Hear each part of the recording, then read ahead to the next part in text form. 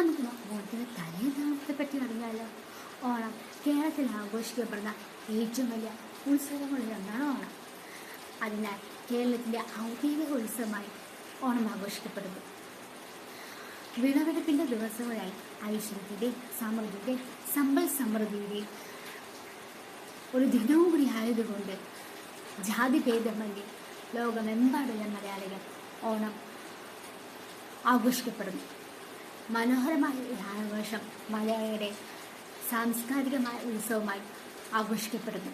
വിഭവമായ സദ്യ കഴിക്കുക, ബന്ധുക്കളെ സുഹൃത്തുക്കളെ സന്ദർശിക്കുക, ഒരുമിച്ചിരുന്ന് സദ്യ കഴിക്കുക, കലാകായിക വിനോദങ്ങളിൽ ഏർപ്പെടുക, ഇങ്ങനെയുള്ള ഒരുവിധം കലാകാരൻ.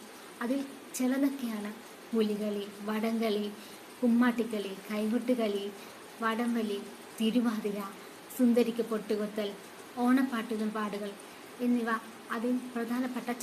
1961 മുഖ്യമന്ത്രി പട്ടുത്താനപ്പിള്ളയുടെ നേതൃത്വത്തിലുള്ള മന്ത്രിസഭ ഓണം കേരളത്തിൻ്റെ ദേശീയ ഔദ്യോഗിക ഉത്സവമായി പ്രഖ്യാപിച്ചു.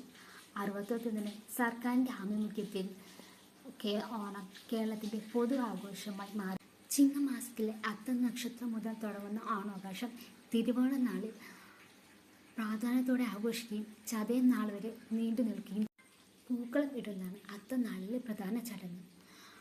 ഉത്രാടം, തിരുവോണം, അവിട്ടം ഈ ദിവസങ്ങൾ ആഘോഷം ഈ ദിവസങ്ങളാണ് പ്രധാനമായും ആഘോഷം.